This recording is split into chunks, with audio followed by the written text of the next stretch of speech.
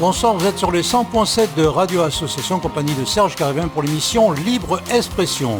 Émission dans laquelle je reçois les partis politiques, les associations, les syndicats et toutes les personnes qui veulent s'exprimer librement sur les 100.7 de Radio Asso. Radio Asso, la radio qu'il vous faut.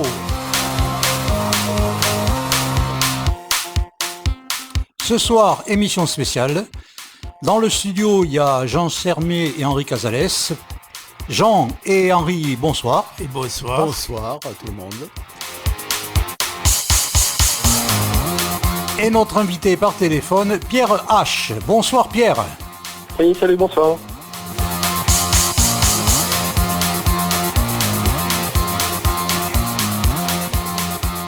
Avant de poser les questions à Pierre, Jean, tu vas nous faire une présentation de l'émission.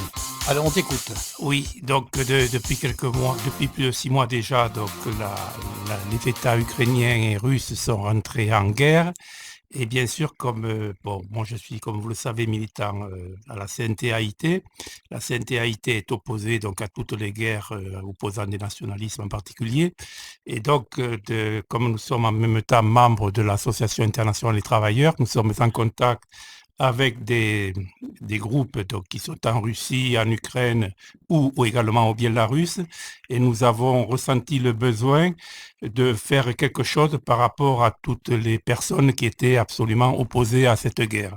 C'est pour ça que nous avons créé donc, une initiative de solidarité qu'on a appelée Olga Taratuta, initiative de solidarité Olga Taratuta avec les déserteurs, les pacifiques, les réfugiés en Ukraine, Russie et au Bélarus. Deux mots, Jean, sur qui est cette personne, Olga? Alors, Olga Taratuta, c'est une enseignante ukrainienne donc, qui est née en 1876, qui a commencé donc, à s'engager en politique donc, contre le tsar assez jeune, qui s'est radicalisée petit à petit, qui est venue assez rapidement aux idées anarchistes, qui a été condamné plusieurs fois à de la prison par rapport à ses activités et qui, un peu avant la révolution de 17, a constitué une association, s'était engagé également pour la solidarité avec tous les prisonniers politiques, dans une association qui s'appelait la Croix-Rouge politique.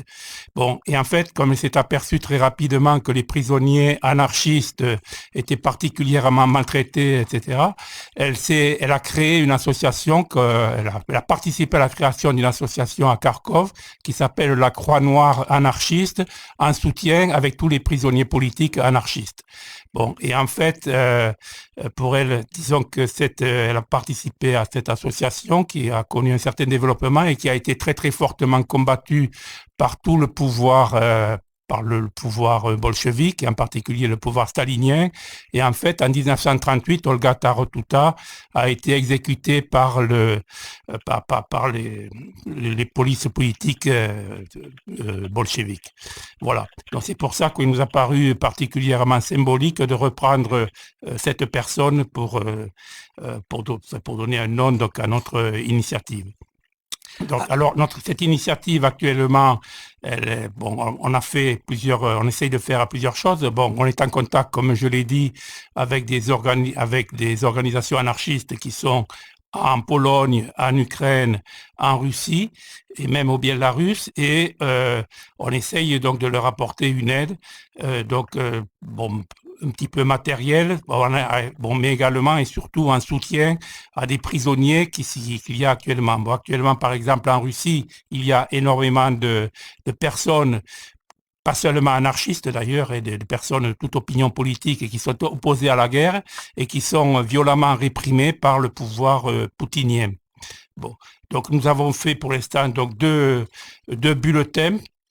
Et dans le dernier bulletin, donc, qui s'intitule « Soutenir les prisonniers anti-guerre en Russie », nous rappelons un certain nombre de cas de prisonniers qui sont actuellement retenus en Russie. Quoi. Bon, Par exemple, on peut parler de personnes comme Anna Levachova, donc, qui est actuellement en tôle parce qu'elle a participé à une manifestation anti-guerre. Parle devant le micro. Merci. Voilà, Vladimir Sergueïev, qui a été arrêté lors d'une action anti-guerre le 6 mars 2022, etc. Disons, il y a plusieurs dizaines de personnes qui sont actuellement réprimées, opprimées en Russie. Donc la répression est extrêmement violente et il nous semble très important de faire connaître ces actions anti-guerre donc dans cette période pour dire qu'effectivement, en Russie aussi, comme au Biélorusse, il y a beaucoup de personnes qui s'opposent à cette guerre.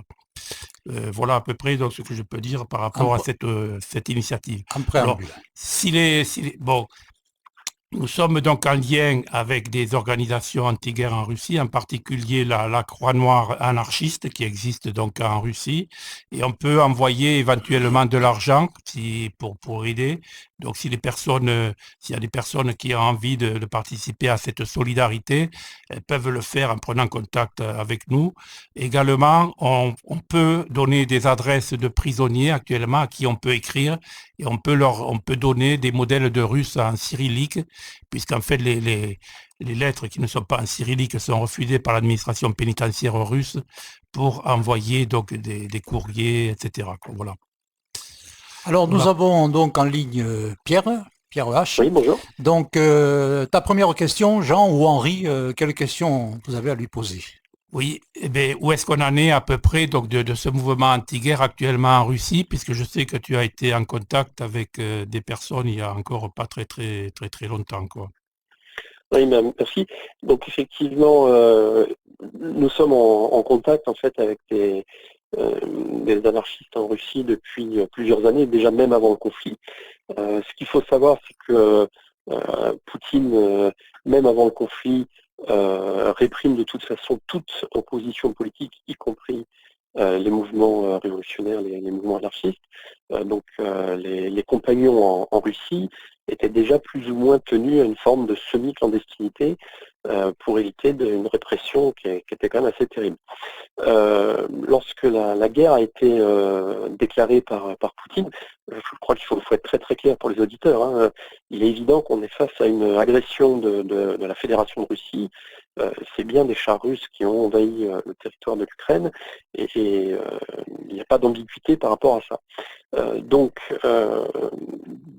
dès le début, dès les premiers jours, on a eu un mouvement spontané de refus de la guerre qui s'est exprimé notamment dans les grandes villes, qui s'est exprimé sous la forme de rassemblements.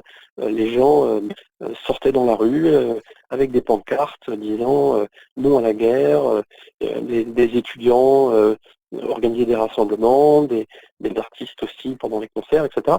Donc il y a eu un mouvement spontané au départ de refus de la guerre qui s'exprimait, alors que jusque-là, tous les mouvements publics d'expression politique étaient réprimés par Poutine et par le régime russe. Donc, au départ, la répression, dès le départ, le gouvernement russe a voulu empêcher ces mouvements de protestation. Donc, il a arrêté les gens. Et au départ, les gens s'en sortaient uniquement avec de simples amendes, histoire de leur faire comprendre qu'il fallait qu'ils arrêtent. Donc, on a un certain nombre de copains, notamment à Moscou, qui se sont fait arrêter, qui ont eu des amendes conséquentes, mais qui étaient des signaux d'alarme.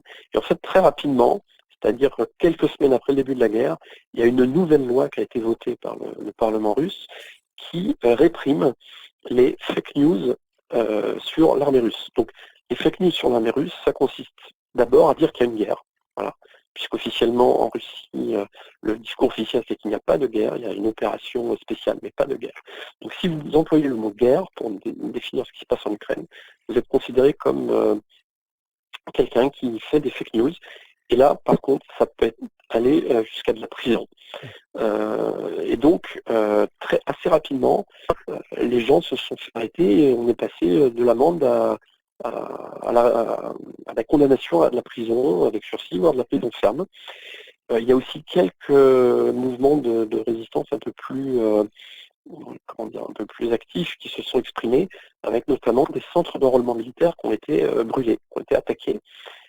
par des gens connus qui ont lancé les cocktails Molotov. Alors ça, c'est intéressant parce que ces mouvements ont plutôt lieu dans les zones de province, pas dans les grandes villes, plutôt dans des petites ou moyennes villes. Parce que ce qu'il faut voir, c'est que en Russie, le service militaire est obligatoire. Il y a 2 phases d'incorporation au service militaire, une au printemps et une à l'automne, qui devrait avoir lieu prochainement. Et celle du printemps a eu lieu alors que la guerre avait déjà démarré depuis quelques semaines. Et en fait, donc le service militaire est obligatoire pour les jeunes garçons pendant 18 mois. Et à l'issue de ce service militaire, eh bien, l'armée propose à certains jeunes de signer un contrat d'engagement temporaire de 3 à 5 ans. Et très souvent, les jeunes, notamment des zones des zones les moins riches, de bourgâterie, de province, si vous voulez, un peu éloignées vers la Sibérie, c'est des zones relativement pauvres où il n'y a pas beaucoup de travail, où les jeunes n'ont pas beaucoup d'avenir. Donc là, l'armée leur propose des contrats. Et c'est eux qui servent de chair à canon actuellement en Ukraine. Et donc il y a eu dans ces zones des endroits où des jeunes, ou les moins jeunes, je ne sais pas, spontanément ont été brûlés, les centres d'enrôlement, pour faire comprendre qu'ils n'avaient absolument pas envie de servir de chair à canon. Et ils prennent aussi beaucoup de prisonniers. Voilà, alors effectivement, aujourd'hui, la Croix-Noire anarchiste de Moscou a recensé au moins 200 prisonniers d'opinion, donc des gens qui ont été arrêtés pour avoir manifesté leur opposition à la guerre. Il y a des gens qui ont été arrêtés pour des faits d'action directe. Par exemple, comme je l'ai dit, ils ont lancé des cocktails Molotov sur des centres d'enrôlement, ils ont attaqué la police, etc. Mais il y a aussi des gens qui ont été mis en prison pour avoir simplement brandi une pancarte qui disait non à la guerre. Et il y a même des cas de gens qui ont été arrêtés pour avoir brandi un papier blanc. C'est-à-dire que le simple fait de s'exprimer, même avec un simple papier blanc, c'est-à-dire qu'il n'y a pas de mots écrits sur le papier, c'est juste un papier, mais tout le monde comprend de quoi il s'agit, rien que le simple fait de manifester est considéré comme un acte délictueux et donc est passible de peine de prison. Alors, la plupart des procès, en fait, n'ont pas eu lieu. Pour l'instant, ils font de la prison préventive. Et les gens, par contre, qui ont été condamnés à des peines assez lourdes de 1 à 2 ans de prison pour avoir simplement manifesté avec une pancarte. Et est-ce que tu as un lien aussi avec de la presse qui est un peu souterraine? Alors, tout à fait. Alors, ce qu'il faut savoir, c'est que il y a plus vraiment de presse papier comme on y avait à l'époque. Oui, c'est sur Internet. Voilà, tout est sur Internet. Aujourd'hui, il y a plus vraiment, déjà même avant la guerre, les samizdat, ça n'est plus sous format papier, sous format virtuel. Donc déjà avant la guerre, il y a beaucoup de sites Internet alternatifs qui avaient été bloqués par le pouvoir russe. Et là, depuis la guerre, le contrôle s'est encore renforcé. Les accès à Facebook, de toute façon, sont fermés.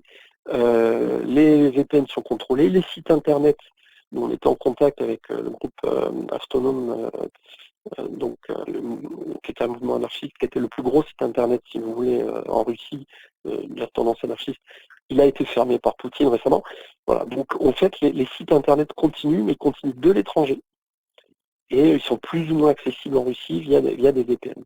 Mais tous les échanges sont extrêmement surveillés, extrêmement contrôlés. Et il faut faire très attention lorsqu'on échange des messages avec les compagnons en Russie pour éviter de qu'ils se fassent impliquer. Parce que ce qu'il faut savoir aussi, c'est qu'il y a une loi qui existe sur les contacts avec des agents étrangers. Et rien que le fait de communiquer avec quelqu'un en dehors de Russie peut être considéré comme criminel. Donc il faut faire très attention dans ce qu'on dit dans les messages, etc. Et aujourd'hui, j'ai entendu qu'ils viennent de condamner un média donc, qui émet d'un pays étranger sur Internet à 15 ou 20 ans de prison, je crois. Oui. Alors, je ne connais pas ce cas particulier, mais effectivement, ce qui est clair, c'est que ils essayent d'empêcher les médias extérieurs d'être accessibles. Et puis de toute façon, les gens qui font des médias d'opposition à l'étranger sont sur des listes noires. Oui, ça c'est clair. Oui. Jean, oui. Ouais, on pourrait donc dans une autre optique, par rapport à cette guerre actuellement en Ukraine, à ton avis, ou parce que bon, on entend parler, on a beaucoup d'informations et en réalité on ne sait jamais ce qui est vrai, ce qui est faux. Ou est-ce qu'à ton avis, où est-ce qu'on en est par rapport à la situation également en Ukraine, puisqu'on a parlé de la situation en Russie? Est-ce qu'il y a un mouvement d'opposition à la guerre en Ukraine? Est-ce qu'il y a un mouvement d'opposition à la guerre actuellement au Bélarus également? D'accord. Alors la situation est différente entre l'Ukraine et le Bélarus, bien entendu. Donc le Bélarus, le gouvernement est allié de Poutine, et Loukachenko, donc le dictateur qui est au pouvoir au Bélarus, et qui se maintient parce qu'il y a une répression terrible. Enfin, moi j'ai eu l'occasion d'aller au Bélarus en 2018. C'est la Corée du Nord en Europe, quoi. C'est-à-dire c'est le culte de la personnalité, il y a le portrait du chef de l'État partout, dans les entreprises, dans les commerces, enfin c'est hallucinant. Et il y a eu un mouvement en 2020 de protestation populaire contre lui qui a été réprimé de façon très très très très dure. Et je pense qu'effectivement, Loukachenko souhaitait participer à l'aventure de Poutine en Ukraine. Mais il y a eu un mouvement de résistance souterraine assez fort dès le départ au Bélarus, notamment de la part des cheminots. Parce que ce qu'il faut bien comprendre, c'est que lorsque l'armée russe a lancé son plan d'invasion de l'Ukraine, il y avait une partie de l'armée russe qui devait transiter par le Bélarus et attaquer l'Ukraine par le nord. Or, les cheminots ont détérioré, ont détruit les systèmes de signalisation ferroviaire du Bélarus, ce qui fait que l'armée russe n'a pas pu transiter, les trains n'ont pas pu transiter par le Bélarus, ou en tout cas ont été retardés, et notamment toute la logistique, le ravitaillement, etc., les armes, les munitions n'ont pas pu passer par le Bélarus. Et c'est ça qui explique que l'offensive russe en fait a connu un faux départ, en tout cas dans le Nord, a eu des ratés dès le début, et donc n'a pas pu avoir le côté éclair qu'espérait Poutine. Donc aujourd'hui au Bélarus, il y a toujours une opposition souterraine, mais qui agit dans des conditions de clandestinité, quoi. Et du fait de cette opposition sourde, populaire, qui est toujours là, qui fait que la situation est quand même assez inflammable, je crois aussi que c'est pour ça que finalement Loukachenko a décidé de ne pas trop s'engager dans le conflit en Ukraine. Aujourd'hui officiellement, l'armée bélarusse n'est pas en Ukraine, parce qu'ils se rendent bien compte qu'il y a des risques de désertion massive et de révolte populaire, quoi. Parce que la situation économique en Bélarus est vraiment très très mauvaise. En ce qui concerne l'Ukraine, en fait, les choses sont un peu différentes. Bon, déjà, l'Ukraine, c'est quand même le pays qui a été envahi. Mais ce qu'il faut voir, c'est que par rapport à la guerre, les sentiments sont partagés. En tout cas, tout le monde est contre la guerre, évidemment. Tout le monde souhaite que les troupes russes se retirent d'Ukraine, ça c'est sûr. Mais par contre, tout le monde n'est pas unanime derrière le gouvernement. Je pense que tout le monde souhaite que la guerre s'arrête, mais tout le monde n'est pas unanime derrière le gouvernement. Dans le sens où, déjà, il y a une forme d'opposition au gouvernement qui se manifeste par les exilés. Il y a énormément d'Ukrainiens qui ont fui l'Ukraine, y compris des hommes.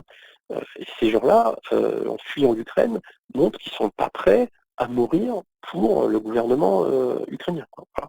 Donc ça, c'est une forme de résistance. Et puis, par ailleurs, il y a un bourrage de crâne nationaliste qui existait déjà avant la guerre et qui là s'est encore plus renforcé. Donc c'est vrai que c'est quand même assez délicat de manifester son opposition vers la guerre, mais aussi de manifester son opposition au militarisme russe.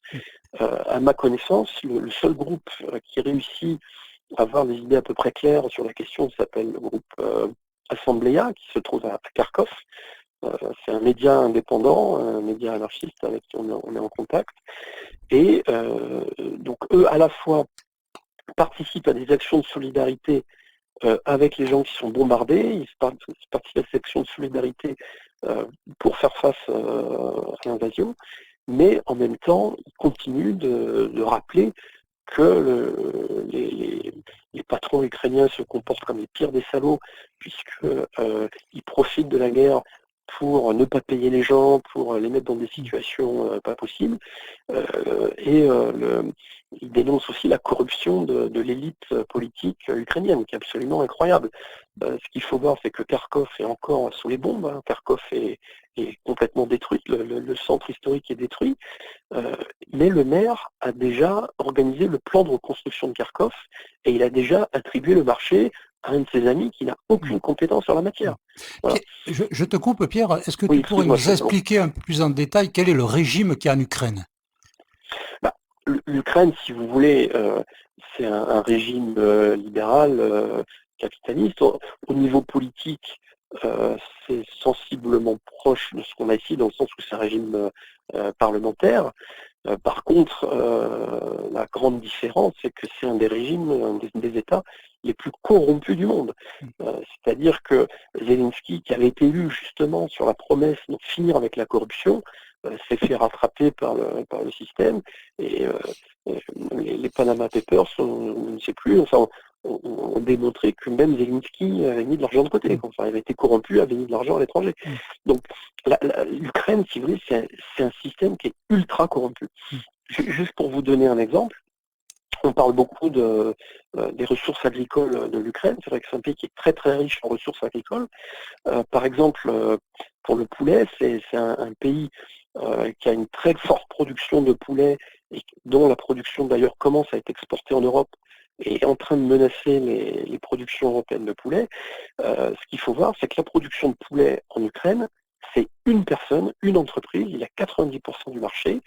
Ce gars-là, il pèse 1,6 milliard d'euros et il a les moyens d'acheter les douaniers, par exemple, puisque ces produits ne respectent pas forcément les normes européennes, ben, il y a les moyens d'acheter les douaniers pour s'assurer que ces produits peuvent être exportés sans difficulté. Et donc, ce gars-là, avec son pouvoir aussi, il a les moyens de s'assurer qu'il peut mettre la main sur toutes les terres agricoles dont il a besoin pour sa production. Voilà. Alors, pour rester dans l'économie, on a l'impression que l'Ukraine fournit l'Europe entière. Est-ce exact? Alors, donc, en ce qui concerne les produits agricoles, en fait, c'est à la fois exact et incomplet. C'est-à-dire que l'Ukraine, en fait, c'est surtout un producteur de tournesol, un producteur de maïs et un producteur de semences. Et de blé? Non, le blé, alors, ils fournissent du blé, oui, mais le blé, c'est surtout la Russie, si vous voulez. Ouais. L'Ukraine, en fait, fournit surtout du maïs, et notamment du maïs pour l'alimentation animale. Ils fournissent beaucoup de tournesol et surtout d'huile de tournesol. Ils ont 60% du marché mondial. Et puis, ils fournissent des semences. C'est-à-dire que tous les grands semenciers français qu'on connaît bien dans le sud-ouest, hein, que ce soit Euralis, etc., faisaient produire leurs semences en Ukraine. Et donc là, justement, se pose la question pour les récoltes de l'année prochaine, pas celle de cette année, mais celle de l'année prochaine, parce que s'il n'y a pas de semences, il n'y a pas de plan à replanter, et donc ça risque de compromettre les récoltes de l'année prochaine. Alors l'Ukraine, en fait, ce qu'il faut bien voir, c'est que l'Ukraine est un géant agroalimentaire, donc surtout pour le maïs et le tournesol. Le maïs et le tournesol, et aussi un peu pour le blé, effectivement. Mais ce qui est évident, si vous voulez, c'est que la Russie est un géant pour le blé. Par ailleurs, la seule personne au monde qui se félicite du réchauffement climatique, c'est Poutine. Il l'a exprimé en 2018. Avec le réchauffement climatique, la Sibérie est en train de dégeler, et il rêve de transformer la Sibérie en plaine à blé, en grenier à blé, si vous voulez. Et donc ce qui est évident, c'est que si Poutine, entre ce qu'il produit déjà, plus la Sibérie, si en plus il met la main sur toutes les capacités agricoles de l'Ukraine, ce qu'il est en train de faire aujourd'hui, avec en plus le fait que la Russie et le Bélarus sont les principaux producteurs d'engrais, ça veut dire qu'ils vont avoir entre les mains l'arme alimentaire. Et là, ils vont contrôler l'alimentation d'une bonne partie de la planète. C'est-à-dire que le 19e siècle a été le siècle du charbon et de l'acier, le 20e siècle a été le siècle du pétrole, le 21e siècle, c'est le siècle du blé et de l'alimentation. Et Poutine se rêve comme celui qui pourra faire la pluie et le beau temps dans le monde entier en ayant l'arme alimentaire entre les mains. Et à mon avis, c'est une des clés qui explique la guerre en Ukraine. Alors pour en revenir aussi, tu as parlé des exilés. Est-ce que c'est pas une certaine classe qui s'exile? Alors, il y a eu plusieurs vagues d'exilés. et il y a effectivement des différentes classes d'exilés. Un groupe anarchiste ukrainien avec qui on était en contact, qui s'appelle Drapeau Noir, dès le 19 février, a fait état que tous les oligarques ukrainiens avaient envoyé leur famille à l'abri à l'étranger. Donc 5 jours avant la guerre, tous les oligarques ukrainiens ont envoyé leurs enfants, leurs épouses, etc. à l'abri. Donc c'est pour ça que quand Zelensky dit qu'il n'avait pas voulu informer le peuple, parce qu'il savait que la guerre allait être déclarée, mais il n'avait pas voulu informer le peuple pour ne pas déclencher de panique, il n'a pas informé le peuple, les manifestants, il avait informé les oligarques, puisqu'ils s'étaient tous mis à l'abri. Et les anarchistes ukrainiens l'avaient dénoncé avant la guerre. Par contre, quand la guerre a débuté, quand les troupes russes ont envahi l'est de l'Ukraine, là, ça a été un sauve-qui-peut. Et il y a effectivement beaucoup de gens de toutes les classes, et même des gens très populaires. Moi, je vois donc sur Paris, on a aidé plusieurs familles d'Ukrainiens qui étaient des gens des classes qui étaient des travailleurs, quoi. La grand-mère était une retraitée conductrice de tramway, la mère travaillait dans un abattoir et la fille elle travaillait dans un magasin de fleurs. Donc il y a vraiment, c'était vraiment des gens, j'allais dire des classes, voilà, des classes laborieuses, quoi.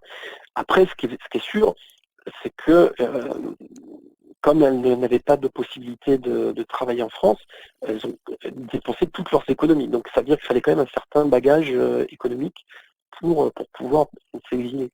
Mais il y a aussi des gens du peuple, quoi, qui ont fui parce qu'ils ont eu très très peur. Voilà. Et revenons aussi à la guerre en Ukraine. Est-ce que c'est pas un terrain de jeu pour tous les militaires du monde entier, où ils testent des nouveaux, comment dire, des chars, etc., et des stratégies aussi? Alors ça c'est évident, mais c'est vrai de toute guerre. Toute guerre est un magnifique champ de démonstration pour les vendeurs d'armes. Ça c'est tout à fait vrai. Alors à ce propos, si vous voulez, il y a quand même quelque chose qui est un peu qu'on ne dit pas, mais on a beaucoup évoqué pendant la guerre l'utilisation des drones Bayraktar, qui sont des drones fabriqués conjointement par les Ukrainiens et la Turquie. C'est-à-dire que l'Ukraine a une longue tradition d'industrie aéronautique. Antonov, etc. Le plus gros avion du monde était en Ukraine. Et d'ailleurs, c'est aussi une des raisons, à mon avis, de la guerre provoquée par la Russie. C'est que je pense que Poutine souhaitait récupérer l'industrie aéronautique soviétique qui, en fait, était basée largement en Ukraine. Voilà, il voulait récupérer les capacités industrielles. Donc, l'Ukraine a une longue tradition aéronautique. Et donc, il y avait une jeune venture turco-ukrainienne pour faire des drones militaires, les Turcs faisant le fuselage, on va dire, et les Ukrainiens faisant le moteur.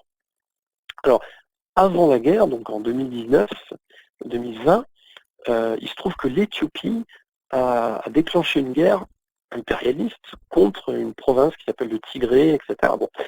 Et Zelensky, en 2020, a envoyé des drones Bayraktar et des instructeurs militaires en Éthiopie pour apprendre à l'armée éthiopienne à utiliser ces drones militaires pour massacrer la population rebelle du Tigré. Bon, là, à l'époque, personne n'a protesté contre le fait que Zelensky soutenait un petit impérialiste. Comme quoi on peut être victime d'un grand impérialiste et soi-même soutenir des petits impérialistes.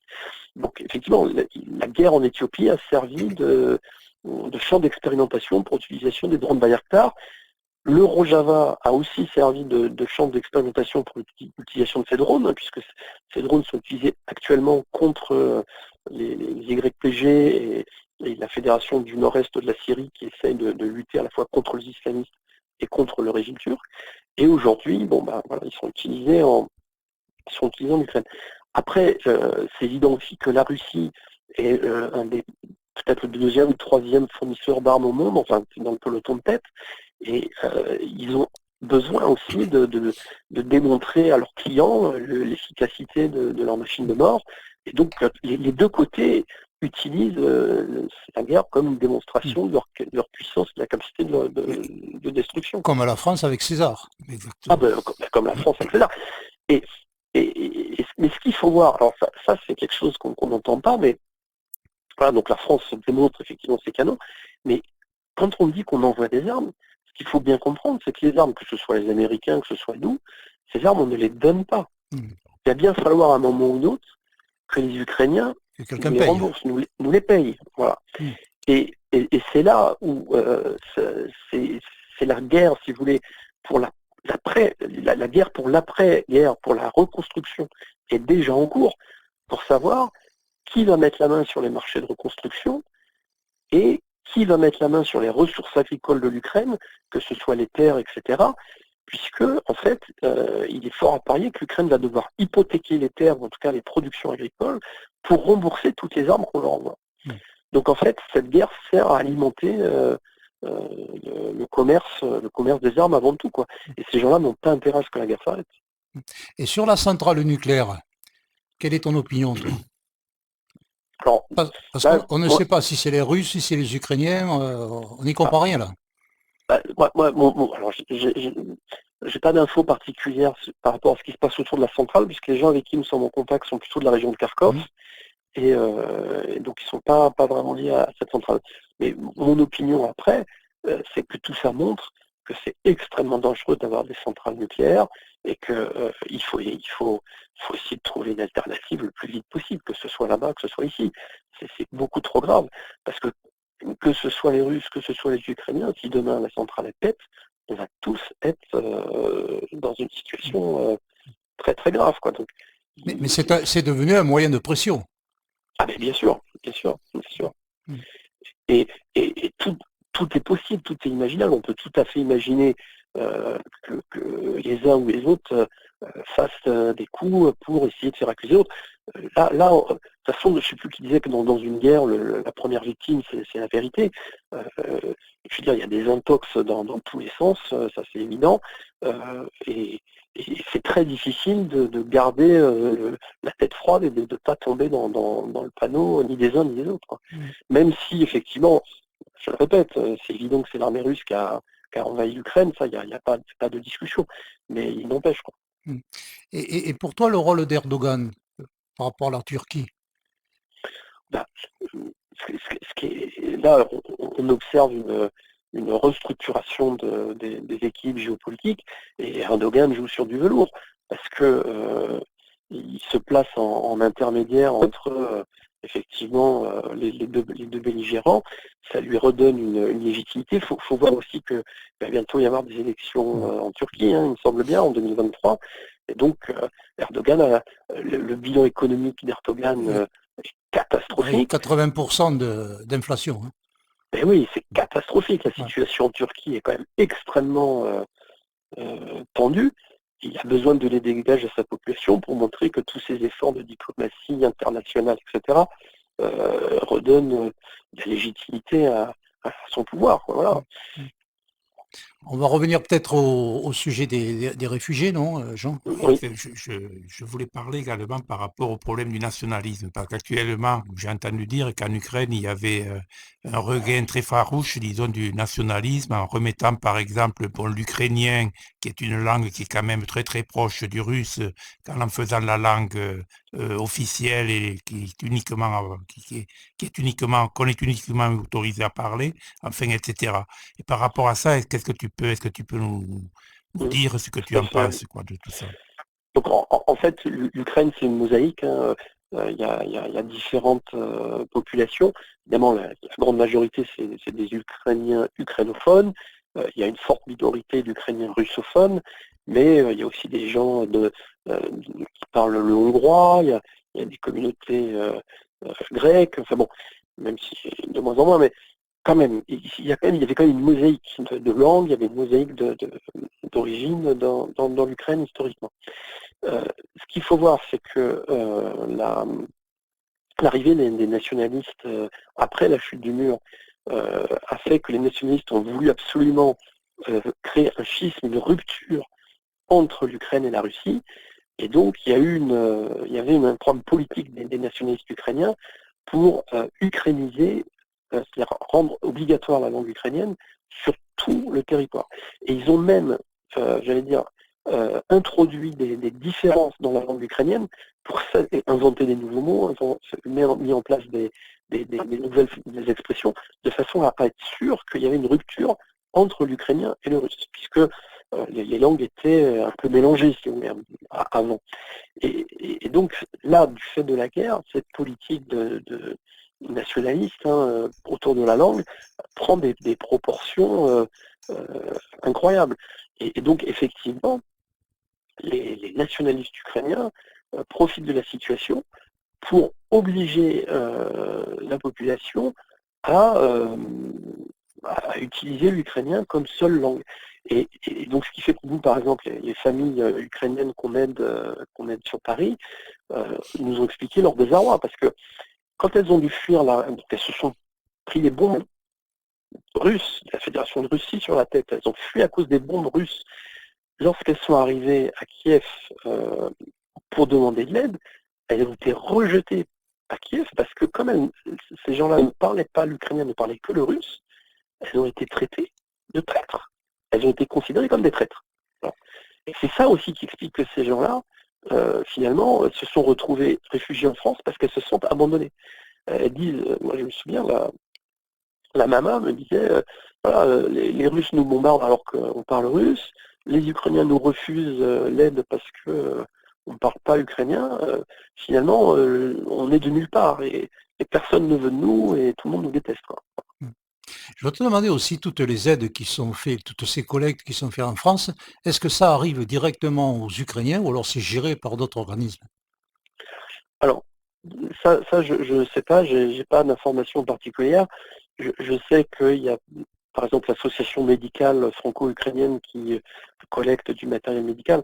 Je pense que ça arrive aux Ukrainiens.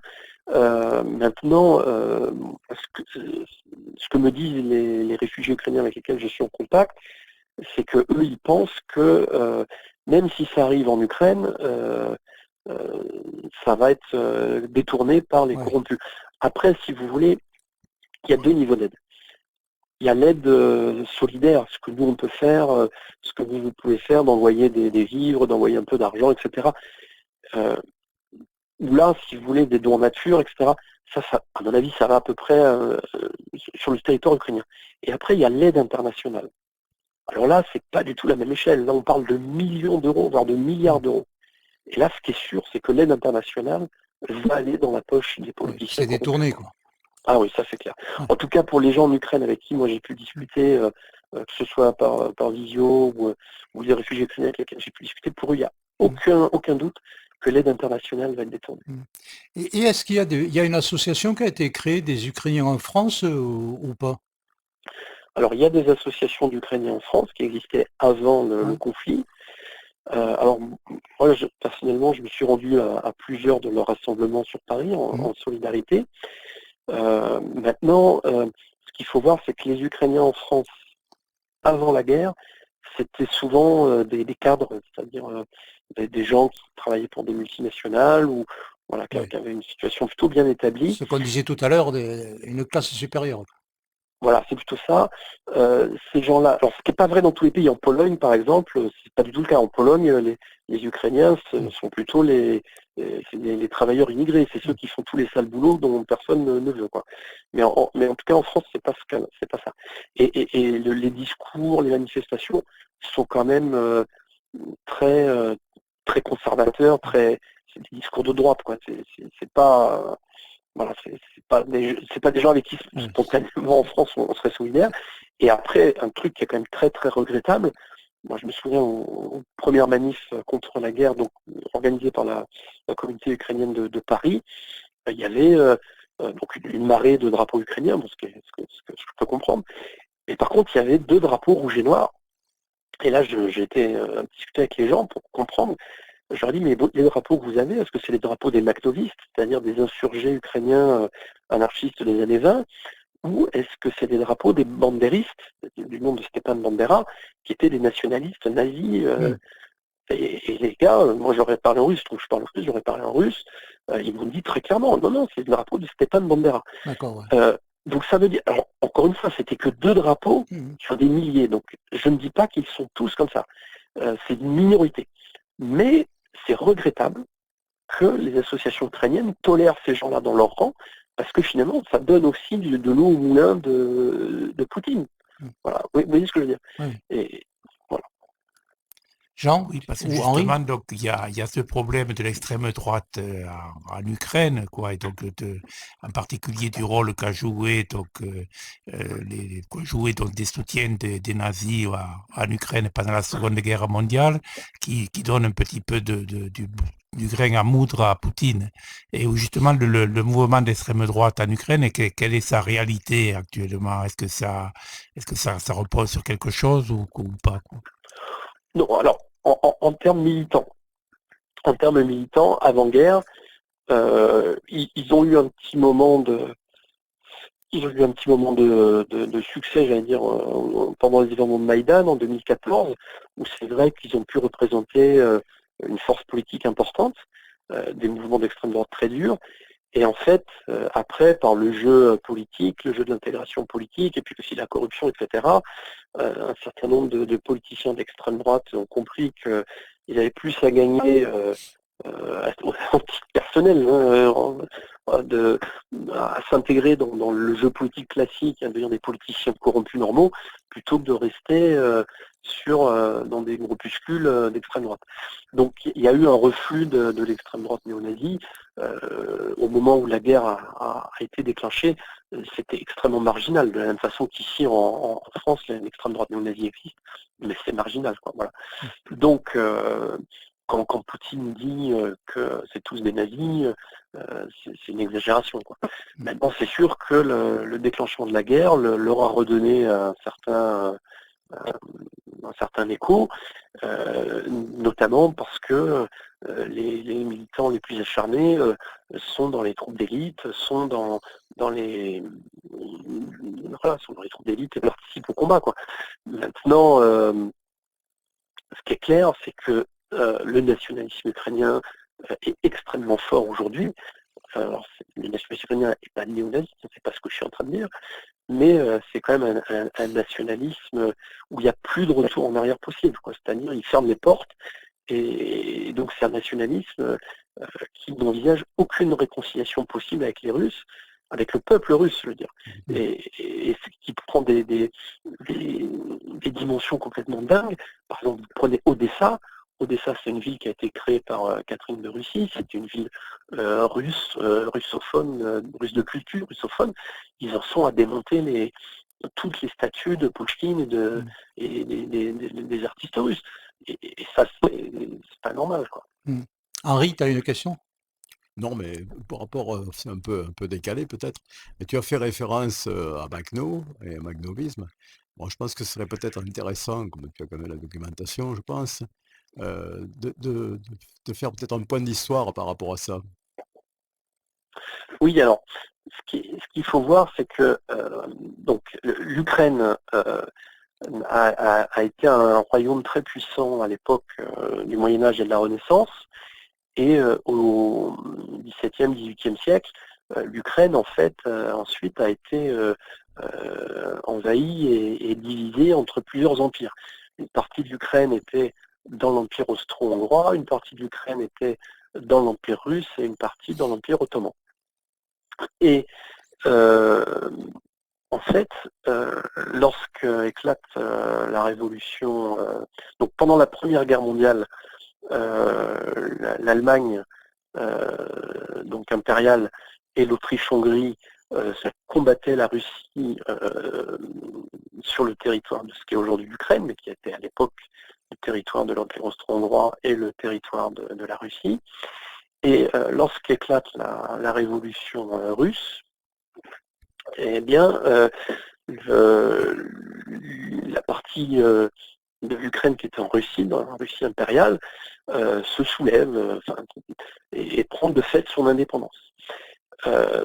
Donc c'est la première république d'Ukraine, donc qui était une république social-démocrate.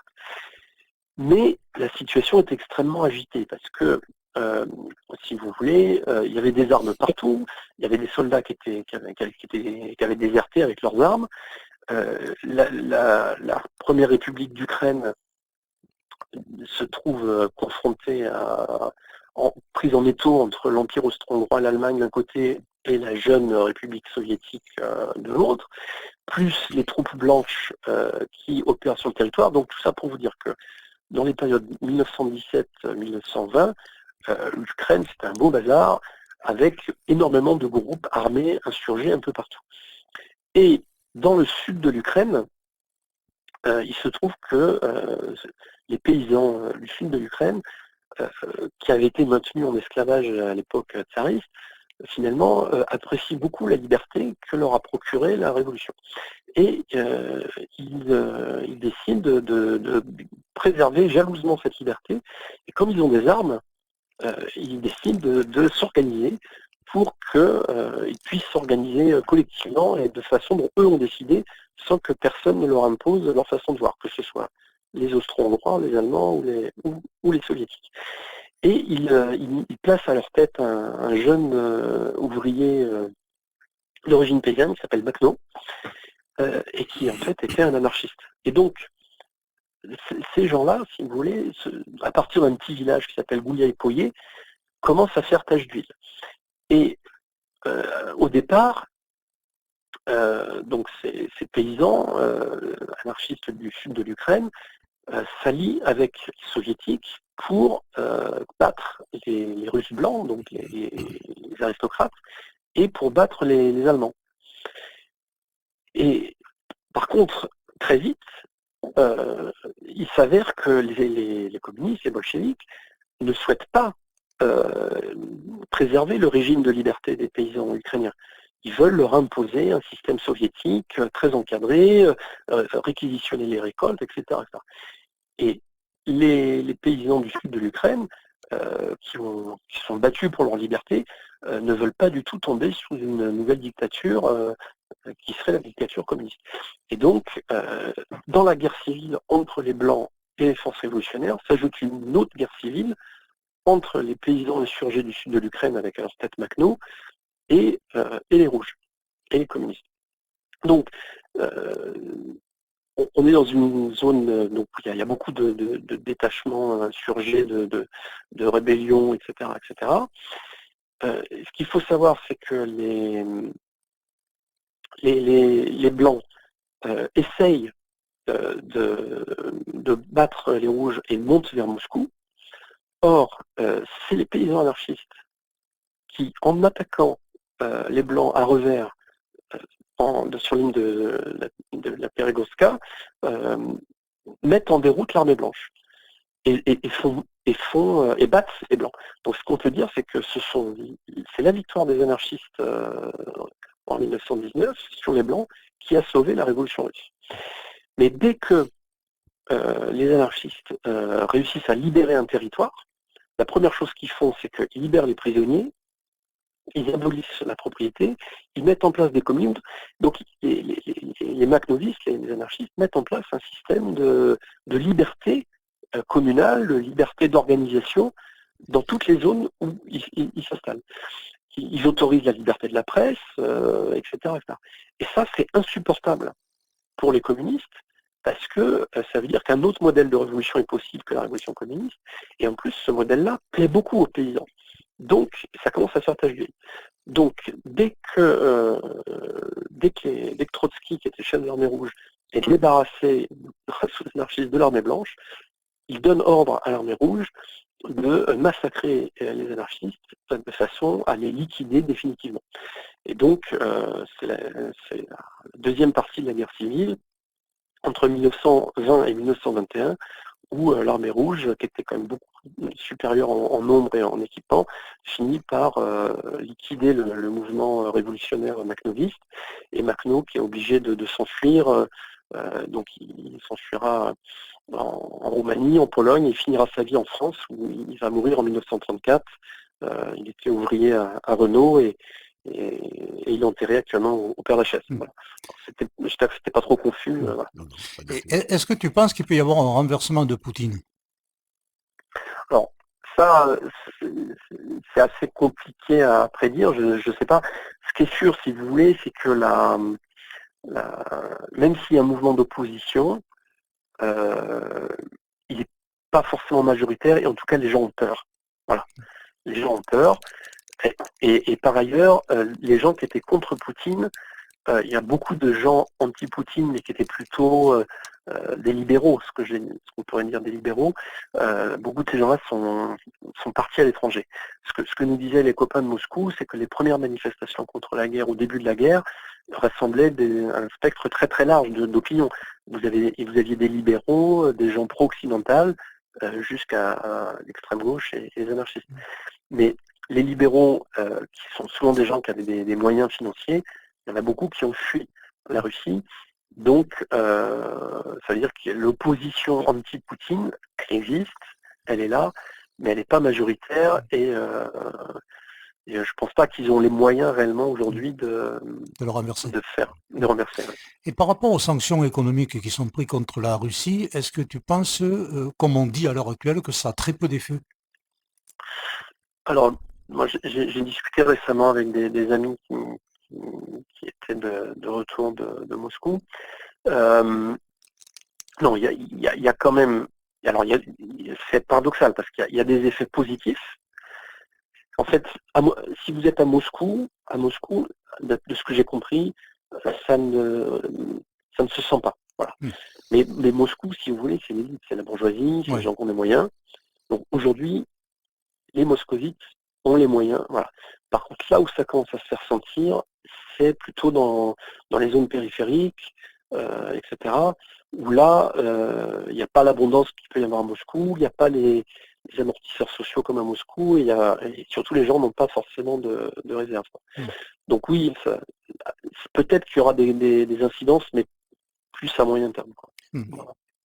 Également parce que moi, d'après ce qu'on dit, quand même, il y a le coût en vie humaine, bon, et en blessés, etc., pour la Russie commence à être très important de cette guerre. Est-ce qu'il n'y a pas, par rapport à des risques, que la population finisse par se révolter, justement?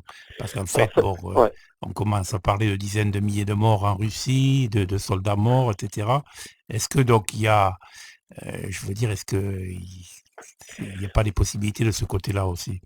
Alors ça effectivement, c'est quelque chose que le gouvernement russe surveille comme le lait sur le feu. Alors déjà, ce qu'il faut voir, c'est que, d'abord, comme j'ai dit, la plupart des jeunes conscrits qui signent les contrats militaires ne viennent pas de Moscou, ne viennent pas des zones européennes de la Russie. Ils viennent plutôt des zones asiatiques. Donc, pour l'instant, il y a des morts, mais ils ne sont pas visibles à Moscou. Les morts, ils sont plutôt visibles dans les provinces, dans les campagnes, dans la Sibérie, si vous voulez. Donc, la population économiquement privilégiée, qui est celle en fait qui domine l'opinion politique, pour l'instant ne le voit pas ça. Mais c'est vrai que dans les campagnes, il commence à y avoir des mouvements.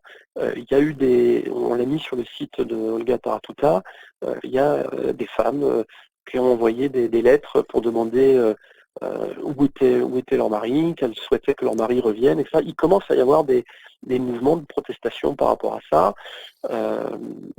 même si ça reste marginal, mais on a quelques échos, effectivement, de mouvements comme ça. Après, ce qu'il faut voir aussi, c'est que une autre façon pour Moscou de masquer les morts, c'est que beaucoup de soldats aussi viennent des deux républiques autoproclamées de Lugansk et de Donetsk. C'est-à-dire que en Russie, vous ne pouvez pas forcer les gens à aller se battre, vous ne pouvez pas prendre des gens dans la rue et les envoyer au front. En tout cas, légalement, aujourd'hui, c'est pas possible. C'est des contrats. Il faut qu'il y ait des gens qui signent des contrats. Par contre, dans les républiques de Lugansk et de Donetsk, les deux républiques autoproclamées de l'Est de l'Ukraine, là, les gens sont raflés dans la rue, sont raflés au travail pour être envoyés au front. Et là, et en général, c'est eux qui sont envoyés dans les situations les plus dangereuses, notamment Mariupol, etc. Parce que tous ces morts-là ne sont pas décomptés dans les morts de l'armée russe. Puisqu'en fait, officiellement, ils ne sont pas de l'armée russe, ils sont de l'armée de la République de Lugansk, de la République de Donetsk. Et là, on a eu des exemples de cas de désertion collective de soldats qui refusaient de continuer de se battre et qui demandaient à être rapatriés en disant qu'eux n'étaient pas citoyens de la République de Russie, c'était citoyens de la République de Lugansk ou de Donetsk, et que par conséquent, ils n'avaient rien à faire dans ce conflit qui ne les concernait pas. Voilà. Bon, mais écoute, d'autres questions, sinon on arrive à Non, Jean. je pense qu'on a fait le tour. Non, tu as encore quelque chose à nous préciser qu'on aurait oublié? Alors, on essaye de maintenir informé sur notre site internet de toutes les actions anti-guerre qui ont lieu, que ce soit côté ukrainien, russe ou bélarus. Donc, vous pouvez consulter notre site internet. C'est http://www.solidarité, mais sans E sur le E, donc c'est solidarité, .online. Et on a un mail si vous cherchez à nous joindre pour recevoir notre bulletin ou pour participer à nos activités. Donc le mail c'est contact@solidarité, donc sans E sur le E,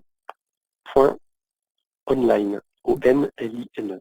D'accord. Bon, Pierre, oui, Jean? Puisqu'on parle de solidarité, je voudrais rajouter un point. Il se trouve que, bon, comme l'AIT a également donc une section actuellement au Pakistan. Actuellement au Pakistan, il y a des inondations absolument catastrophiques. Il y a un tiers du pays qui est recouvert par l'eau et on a eu une demande de solidarité de la part des anarchistes pakistanais, parce qu'il y a aussi des anarchistes au Pakistan, qui nous demandaient donc de l'aide. Donc je le souligne simplement. Voilà. Bon, Pierre, on te remercie pour ton intervention. Peut-être qu'on aura l'occasion de te revoir pour un autre sujet. Hein, voilà. Tu m'as l'air d'être un puits de science, alors donc il faudra en profiter. Hein. Merci de ton intervention. Voilà, vous étiez sur les 100.7 de Radio Association dans l'émission Libre Expression. Merci Jean et merci Henri. Bonne soirée et bonne écoute des programmes de Radio Asso.